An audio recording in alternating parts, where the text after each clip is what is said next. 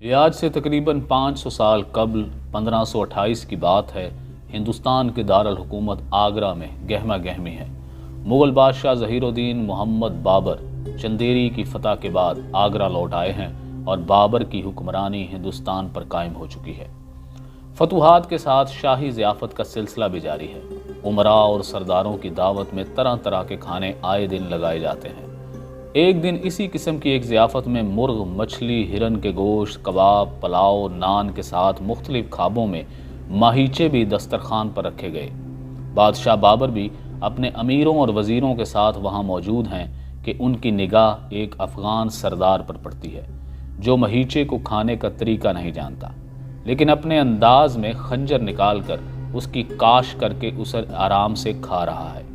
بادشاہ بابر کے دل میں اس کے چہرے کے اطمینان اور اس کے کھانے کے انداز کو دیکھ کر تشویش پیدا ہوتی ہے، اور وہ اپنے پاس موجود اپنے وزیر اعظم اور افغان سردار شاہ جنید کے بھائی میر خلیفہ وزیر اعظم سے کہتے ہیں کہ اس شخص کے آثار سے معلوم ہوتا ہے کہ یہ خلفشار کا باعث بنے گا، اسے فوراً گرفتار کر لیا جائے۔ خلیفہ وزیر اعظم نے بادشاہ کو مشورہ دیا کہ اس کو گرفتار کروانا خلاف مصلحت ہوگا اور پٹھان سرداروں میں یہ تاثر جائے گا کہ بادشاہ پٹھانوں کے خلاف ہے۔ گرفتاری کا حکم تو منسوخ کر دیا گیا، لیکن بابر کو تسلی نہیں ہوئی اور انہوں نے کہا کہ اس پر کڑی نظر رکھی جائے اور اس کے احوال سے انہیں باخبر رکھا جائے، کیونکہ وہ بہت چالاک آدمی ہے اور اس کی پیشانی پر حکومت کے آثار نمایاں ہیں۔ میں نے کتنے ہی افغان سورما دیکھے ہیں، لیکن کسی نے بھی مجھے پہلی ملاقات میں اتنا متاثر نہیں کیا جتنا اس شخص نے کیا ہے۔ اس کے جاہ و جلال کے آثار ہمارے لیے خطرناک ہو سکتے ہیں۔ ادھر اس افغان سردار نے بادشاہ کو اپنی جانب کینہ توز نظروں سے دیکھتے اور اپنے وزیر سے بات کرتے دیکھا۔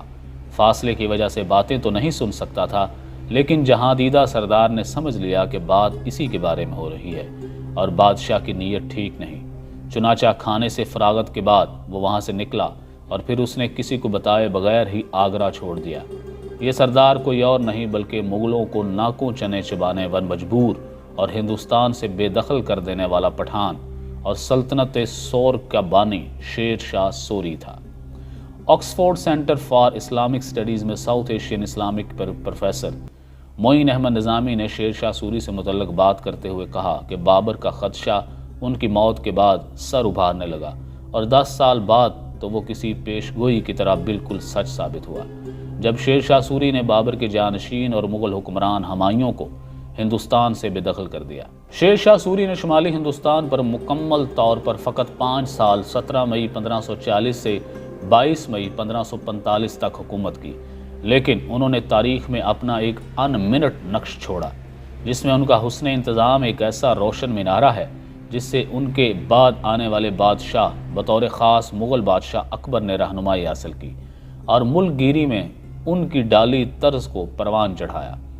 ان کا چلایا ہوا روپیہ آج نہ صرف انڈیا اور پاکستان میں رائج ہے بلکہ کئی اور ممالک میں بھی اسی نام کی کرنسی زیر استعمال ہے۔ روپیہ تو پہلے بھی رائج تھا لیکن اس کی مقدار طے نہیں تھی۔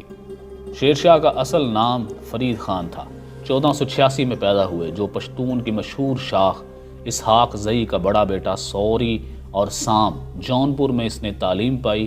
21 سال والد کی جاگیر کا انتظام چلایا، پھر والی بہار کی ملازمت کی، جنوبی بہار کے گورنر بنے، کچھ عرصہ شہنشاہ بابر کی ملازمت کی، بنگال، بہار اور کنوج پر قبضہ کیا، مغل بادشاہ ہمایوں کو شکست دے کر ہندوستان پر اپنی حکمرانی قائم کی، اپنی مملکت میں بہت سی اصلاحات نافذ کی، اپنے تعمیری کاموں کی وجہ سے ہندوستان کے نپولین کہلائے، سنار گاؤں سے دریائے سندھ تک 1500 کوس لمبی جرنیلی سڑک تعمیر کروائی جو آج تک جی ٹی روڈ کے نام سے مشہور ہے۔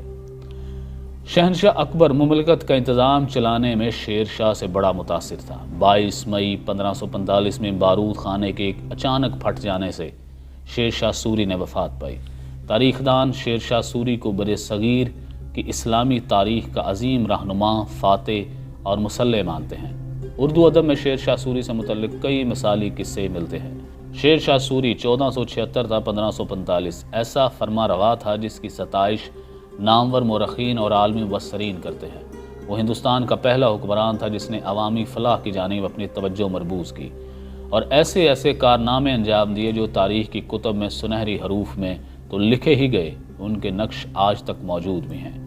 550 سال قبل اس نے زرعی اصلاحات کا کام شروع کروایا، جس کی پیروی بعد کے حکمرانوں نے کی۔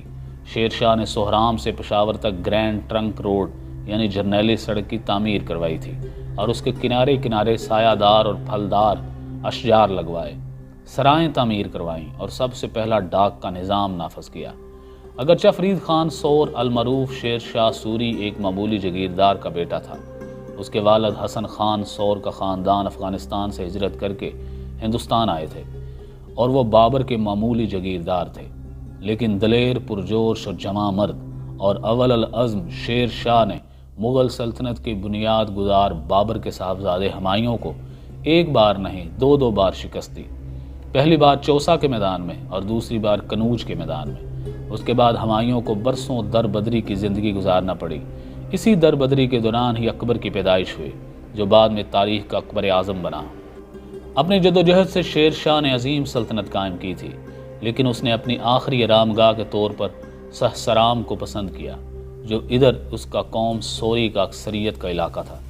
اسی لیے اپنی زندگی میں ہی کیمور کی پہاڑی پر مقبرہ تعمیر کروایا تھا، جس کے چاروں جانب جھیل پھیلی ہوئی ہے اور سوری پشتون کے مشہور شاخ اسحاق زئی کا بڑا بیٹا تھا۔